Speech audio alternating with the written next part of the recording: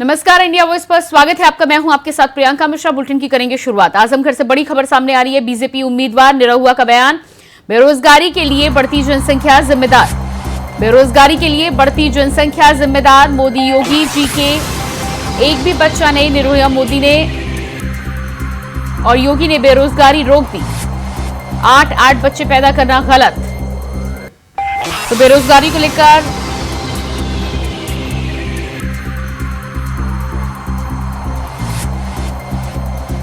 बताओ, कोई एक भी बच्चा है योगी जी का?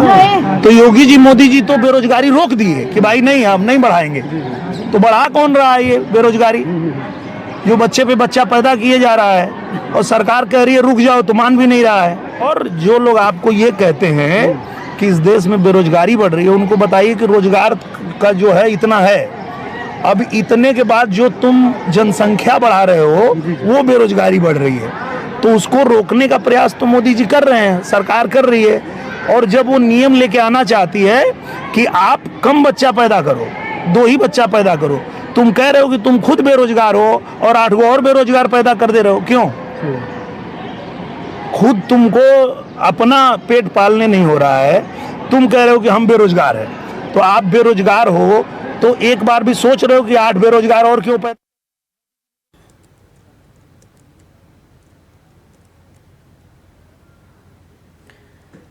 तो आपने सुना दिनेश निरहुआ का बयान, और उसके बाद हमारे साथ लखनऊ से संवाददाता मोहम्मद आसिफ इसी खबर पर बने हुए हैं।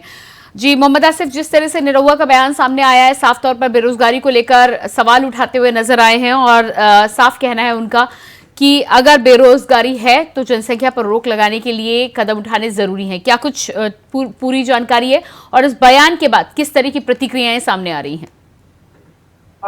देखिए प्रियंका, जिस तरह से बेरोजगारी, महंगाई और तमाम ऐसे मुद्दे हैं जिसको लेकर विपक्ष लगातार एनडीए मतलब बीजेपी पर निशाना साधता चला आ रहा है। और आज जिस तरह से निरहुआ का बयान सामने आया है, उसमें वो कह रहे हैं कि सीएम योगी और सीएम मोदी जिस तरह से बेरोजगारी बढ़ रही है, इससे जो है इसके जिम्मेदार हुआ नहीं है जो जनसंख्या लगातार बढ़ रही है। यही वजह है कि बेरोजगारी बढ़ती जा रही है। तो इस निरहुआ के इस बयान को लेकर कई सियासी मायने भी देखे जा रहे हैं, क्योंकि जिस तरह से जो है लगातार हालांकि जनसंख्या बढ़ रही है और पीएम और सीएम लगातार बेरोजगारी दूर करने का प्रयास भी कर रहे हैं, लेकिन अगर बात करें जनसंख्या नियंत्रण की तो इसके पहले भी, काफी पहले भी कानून बन चुका है। हमारे जैसे नारे किए जा रहे हैं और सरकार की तरफ से लोगों को जागरूक भी किया जा रहा है, लेकिन बेरोजगारी दूर करने की सबसे आम जिम्मेदारी सरकार की होती है और सरकार ही लोगों को रोजगार देती है। और बात करें बीजेपी की तो लगातार समाजवादी पार्टी, कांग्रेस लगातार हमला भी कर रहे हैं। तो जिस तरह से निरहुआ का यह बयान सामने आया है, इससे राजनीतिक गलियारे में हलचल मच गई है।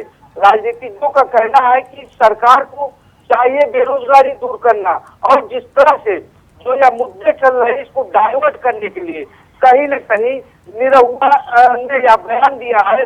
और निरहुआ की बात करें तो निरहुआ आजमगढ़ के सांसद है और धर्मेंद्र यादव जो है, धर्मेंद्र यादव जिनका सामना होने वाला है और दोनों प्रचार कर रहे हैं। तो ऐसे में जो सियासत है काफी गर्म हो गई है।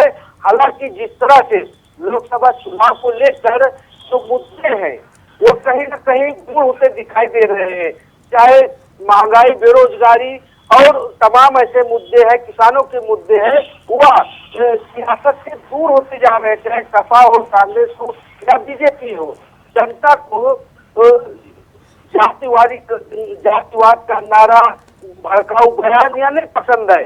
जनता सिर्फ यही चाहती है कि जो भी नेता चुना जाए, उनका जो नेता हो वह उनकी समस्याएं दूर करने में योगदान करे, चाहे बेरोजगारी का मुद्दा हो, चाहे किसानों की समस्याओं का मुद्दा हो या फिर विकास का मुद्दा।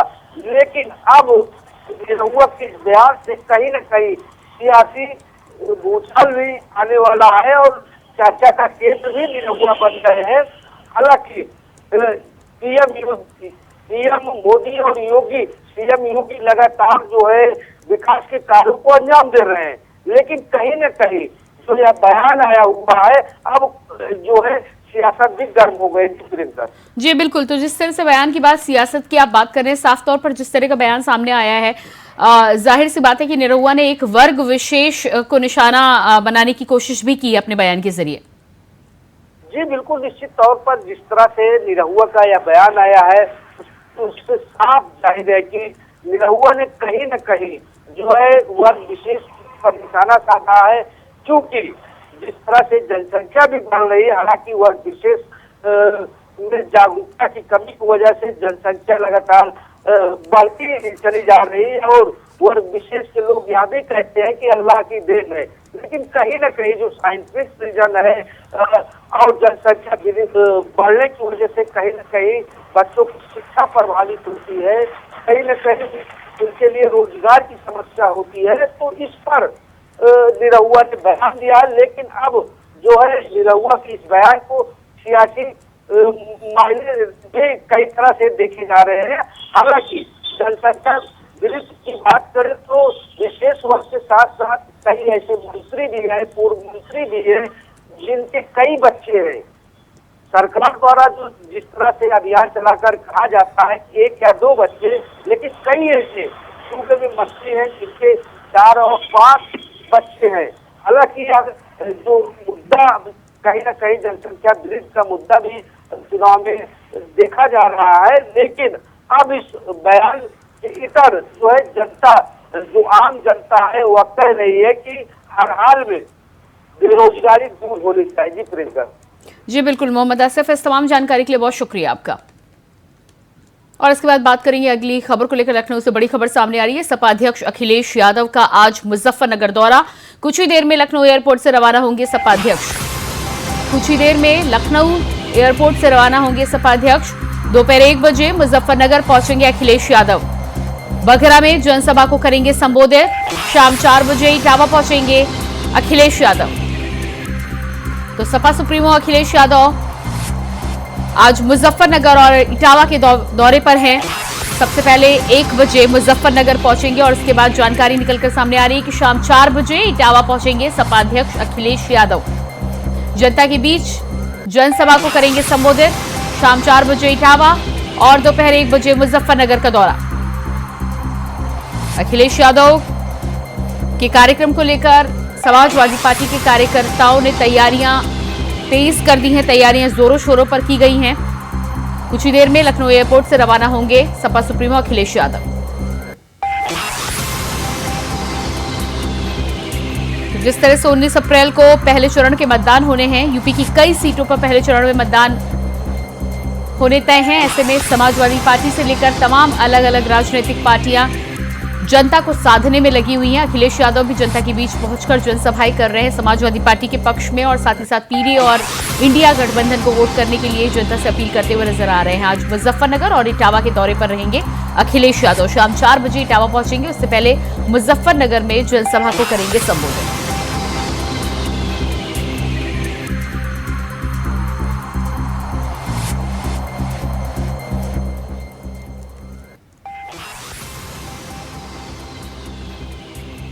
और इसी खबर पर मुजफ्फरनगर से हमारे साथ संवाददाता आशुतोष मिश्रा लाइव जुड़ चुके हैं। जी आशुतोष, मुजफ्फरनगर के दौरे पर आज सपा सुप्रीमो निकलने वाले, कुछ ही देर में लखनऊ एयरपोर्ट से रवाना होंगे। क्या कुछ तैयारियां मुजफ्फरनगर में देखने को मिल रही हैं और कितनी भारी संख्या में आज लोग जुटेंगे? देखिए प्रियंका, यहाँ पर लगातार जो है सभी जो पार्टियां हैं उनके जो बड़े बड़े नेता है वो यहाँ लगातार पहुंच रहे हैं। और आज जो है सपा सुप्रीमो अखिलेश यादव, उनका यहाँ मुजफ्फरनगर के जो बगरा है, चरथावल विधानसभा में क्षेत्र पड़ता है, बगरा ब्लॉक, वहां पर आज इनकी जनसभा होनी है और उसमें हजारों की संख्या में जो है समर्थक उनके पहुंचने की उम्मीद है। जी बिल्कुल, तो हजारों की संख्या में समर्थक पहुंच रहे हैं। समाजवादी पार्टी के कार्यकर्ताओं की बात करें तो कितना जोश देखा जा सकता है? आज मुजफ्फरनगर के दौरे पर रहेंगे, इसके अलावा इटावा भी जाएंगे। जी बिल्कुल, जिस तरह से अगर यहाँ के चुनाव की बात करें, चुनाव में सीधी सीधी टक्कर जो है वो भाजपा और जो सपा है इसके बीच में ही देखने को मिल रही है। ऐसे में जो सपा समर्थक हैं या जो मुस्लिम वोट बैंक जो कि सपा का फिक्स वोटर माना जाता है, उनमें काफी उत्साह देखने को मिल रहा है। और जो जनसभा स्थल है वहां पर लगातार लोगों का जो है पहुंचना वो धीरे धीरे यहाँ शुरू हो गए। लगभग 1 बजे के आसपास बताया जा रहा है कि जो अखिलेश यादव है वो यहाँ पर पहुंचेंगे, उसके बाद जनसभा को संबोधित करेंगे। जी, पिछले 2019 के चुनाव की बात करें तो समाजवादी पार्टी 5 सीटें अपने कब्जे में ला पाई थी। बाकी सीटों को लेकर नुकसान उठाना पड़ा था समाजवादी पार्टी को। इस बार की तैयारियों की बात करें तो क्या लग रहा है आपको? क्या सीटों में बढ़ोतरी के साथ ही साथ मुजफ्फरनगर और इटावा में पकड़ मजबूत नजर आ रही है? जी बिल्कुल। पहले जो चुनाव हुआ था 2019 में सभी पार्टियां गठबंधन के साथ थी। ऐसे में जो है समाजवादी पार्टी के जो है वो 5 सीटें ही निकल पाई थी। लेकिन इस बार अगर बात की जाए तो इस बार कहीं ना कहीं बहुजन समाज पार्टी भी जो है वो भी मैदान में है और जो है वो काफी टक्कर भी देती हुई नजर है। ऐसे में कितना सफल हो पाती है समाजवादी पार्टी, ये तो देखने वाली बात होगी। लेकिन फिलहाल जो है वो अभी यहाँ का चुनाव जो है वो टक्कर में है। जी बिल्कुल, इस तमाम जानकारी के लिए आपका बहुत बहुत शुक्रिया आशुतोष। तो हमारे साथ संवाददाता आशुतोष मिश्रा जुड़े हुए थे, जानकारी दे रहे थे कि समाजवादी पार्टी के कार्यकर्ताओं में भारी उत्साह है अखिलेश यादव की जनसभा और रैली को लेकर। अब से कुछ ही देर में लखनऊ एयरपोर्ट से अखिलेश यादव रवाना होंगे और उसके बाद मुजफ्फरनगर में जनता के बीच पहुंचेंगे। इसके अलावा इटावा का भी दौरा आज सपा सुप्रीमो का तय है। शाम 4 बजे इटावा पहुंचकर जनता को संबोधित करेंगे अखिलेश यादव। तो सपा अध्यक्ष अखिलेश यादव मुजफ्फरनगर और इटावा के दौरे पर। पहले चरण के चुनाव से पहले तमाम अलग अलग सीटों पर समाजवादी पार्टी की तैयारियां जोरों पर। अखिलेश यादव लगातार जनता के बीच पहुंच रहे हैं और जनसभा के साथ ही साथ जनता से पीडीए के पक्ष में वोट करने की अपील करते नजर आ रहे हैं। बात करेंगे अगली खबर को लेकर। दिल्ली से बड़ी खबर सामने आ रही है। श्री कृष्ण जन्मभूमि बनाम शाही मस्जिद ईदगाह मामले में आज सुप्रीम कोर्ट में होगी सुनवाई। दायर याचिका पर होनी है सुनवाई। मामले में आज सुप्रीम कोर्ट में होनी है सुनवाई। मुस्लिम पक्ष के द्वारा दायर याचिका पर आज होनी है सुनवाई। इस पूरे मामले में लगातार इससे पहले भी कई बार सुनवाई हो चुकी है, लेकिन फैसले को लेकर अभी समय नजदीक नहीं आया। देखना ये होगा कि आज सुनवाई के दौरान किस तरह की दलीलें निकलकर सामने आती हैं इस पूरे मामले में, शाही ईदगाह मामले में, जहां एक तरफ हिंदू पक्ष शाही ईदगाह क्षेत्र को श्री कृष्ण की जन्मभूमि बता रहा है, तो वहीं शाही ईदगाह 1991 वर्शिप एक्ट का हवाला देते हुए इस जगह को अपनी बता रहा है। देखना यह होगा कि सुप्रीम कोर्ट में आज जब सुनवाई होती है तो किस तरह की दलीलें सामने आती हैं और उसके बाद क्या कुछ इस पूरे मामले में आगे जानकारी निकलकर सामने आती है। तो दायर याचिका पर आज होनी है सुनवाई। मुस्लिम पक्ष के द्वारा दायर की गई थी याचिका। जगह के मालिकाना हक को लेकर मुस्लिम पक्ष और श्री कृष्ण जन्मभूमि में लगातार चल रहा है विवाद। और इसी खबर पर हमारे साथ मथुरा से संवाददाता मोहम्मद फारूक लाइव जुड़ चुके हैं। जी मोहम्मद फारूक, जिस तरह से सुप्रीम कोर्ट में आज सुनवाई होनी है, क्या लग रहा है आपको, आज कितना अपडेट मिल सकता है या कहां तक पहुंचेगा केस? प्रियंका, आपको बता दें कि श्री कृष्ण जन्मभूमि और शाही ईदगाह से जुड़ा ये मामला है।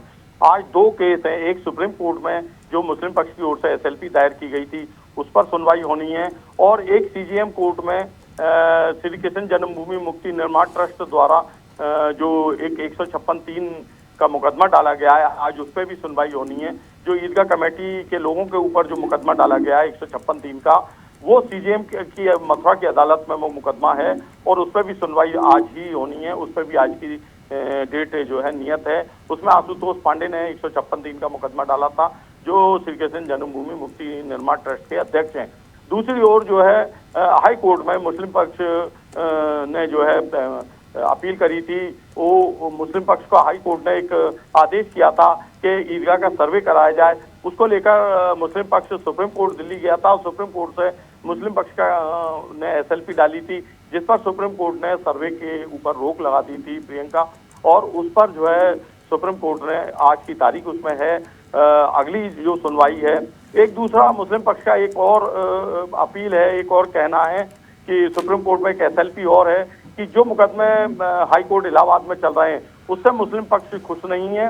वो चाहता है मुस्लिम पक्ष कि वो मुकदमे जो है सुप्रीम कोर्ट दिल्ली चलना चाहिए या जो मथुरा की अदालत है, क्योंकि मथुरा का स्थानीय मामला है, तो मथुरा की अदालत में चलना चाहिए। इसी तरीके से हिंदू पक्ष का कहना था।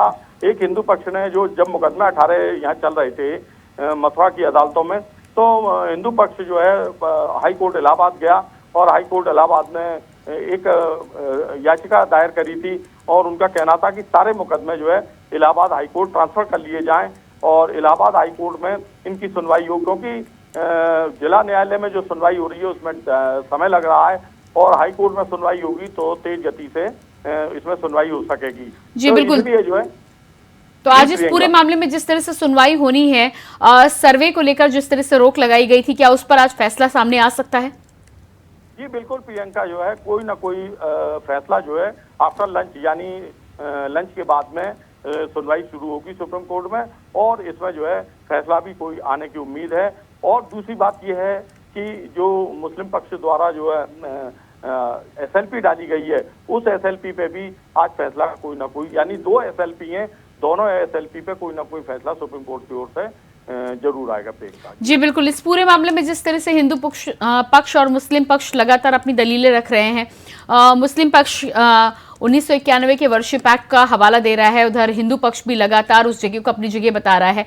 क्या लगता है आपको कि दलीलों के माध्यम से आज क्या कुछ एक बार फिर से कोशिश की जा सकती है? जी प्रियंका, आपको बता दें कि ये श्री कृष्ण जन्म स्थान और शाही ईदगाह का जो मामला है वो 13.37 एकड़ भूमि का है। जो 13.37 एकड़ भूमि है वो पूरी भूमि में श्री कृष्ण जन्मभूमि और ईदगाह, शाही ईदगाह बनी हुई है।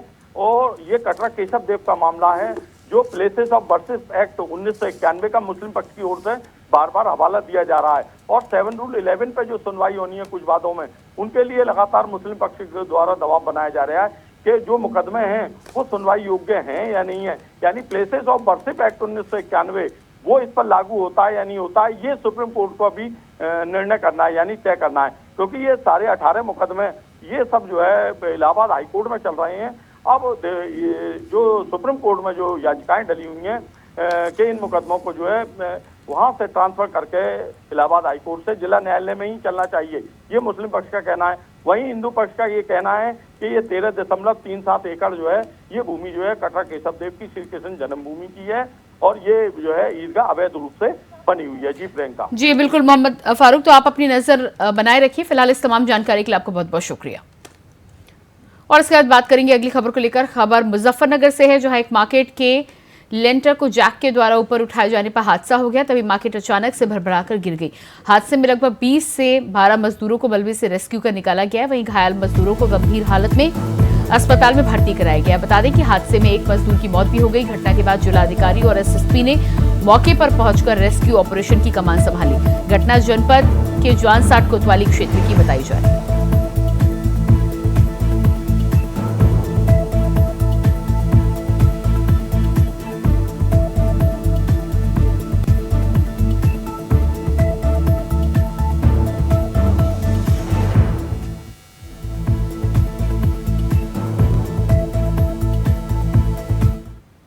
में आज एक बहुत बड़ी घटना हुई है। इसमें लगभग 20-25 लोगों की दबने की सूचना है। सभी लेबर हैं। अब तक 12 लोगों को निकाल दी गई है और 12 लोग में से एक डिसीज हो गए हैं। बाकी सब इंजरीज है, इंजरीज को रेफ़र किया गया है। टोटल अनुमानित है कि अभी तक क्योंकि सारे लोग ट्रॉमा में हैं तो इसलिए जिनसे एक बार एक व्यक्ति से बात की तो उन्होंने 20-25 लोगों का अनुमान लगाया है। इसके अतिरिक्त सारी पूरी प्रशासन की व्यवस्था इधर मौजूद है। स्वयं मैं और कप्तान साहब भी है एंड इसके अतिरिक्त और जो जितने भी व्यवस्था चाहिए, गैस कटर्स, गाड़ी है, फोक लाइन और क्रेन, इसके JCB, सारे लोग इसमें सारे व्यवस्था लगी हुई है। अभी नीचे और दबने की सूचना है, इसमें काम चल रहे हैं। आप सब पब्लिक से ही अपेक्षा है कि जो काम कर रहे हैं उनको सहयोग करें। एंड बहुत बड़ी दुर्घटना हुई है, जो मजदूर दबे हैं, बड़ा दुख का विषय है। पूरा समाज दुखी है और मैं चाहता हूं सरकार से इसकी जांच और इन लोगों को उचित मुआवजा, इनकी मदद हो भारी सके, क्योंकि गरीब लोग हैं, गरीबों की मदद सरकार को करनी चाहिए। आज बड़ा हादसा है, कितने लोग 20-22 लोग यहाँ दबे हैं, बड़ी हालत ख़राब है। मेरी तरफ से मैं पूरा दुखी है, मेरी पार्टी में सब, तो मैं चाहता हूँ इनकी जाँच हो, इनकी उचित इलाज और हो। हरदोई में deputy CM Brajesh Pathak BJP के सोशल मीडिया वॉलंटियर सम्मेलन को संबोधित करने पहुंचे, जहां उन्होंने विपक्षी दलों के गठबंधन पर करारा हमला बोलते हुए कहा कि ये सड़ी मिठाई है जिसे दूसरे डिब्बे में पैक करके लाया गया और कहा कि ये सब सारे बवाली लोग हैं, भ्रष्टाचार में गले तक फंसे हुए हैं। साथ ही अखिलेश यादव के संविधान बदलने के बयान को लेकर उन्होंने कहा कि भीमराव अंबेडकर के लिए केवल बीजेपी ने ही काम किया है।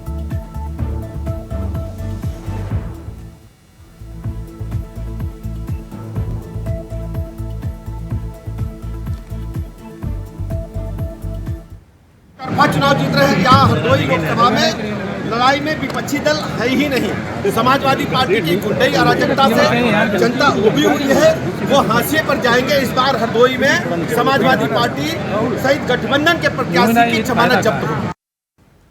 खबर पीलीभीत से है, जहां बीएसपी सुप्रीमो मायावती विशाल जनसभा को संबोधित करेंगी। बता दें कि पीलीभीत सीट पर पार्टी के प्रत्याशी अनीस अहमद खां और फूल बाबू के समर्थन में जनसभा को संबोधित करेंगी मायावती, जिसके लिए शाहजहांपुर मार्ग पर स्थित एक मैदान में चुनावी जनसभा की तैयारियां की गई हैं। तो वहीं पार्टी पदाधिकारी ने सभा में 1 लाख से अधिक भीड़ जुटाने का दावा भी किया है।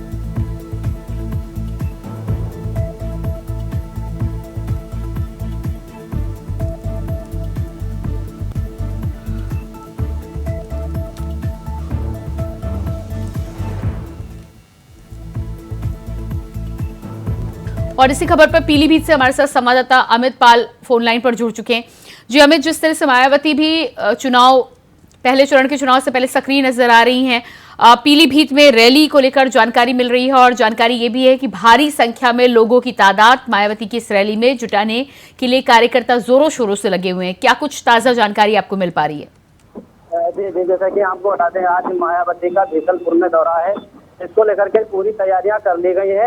अब देखना होगा कि भीड़ किस प्रकार से जुटा पाती है मायावती, क्योंकि कई बार वीडियो भी वायरल हो चुका है कि इन्होंने भीड़ जुटाने में नाकाम रही है।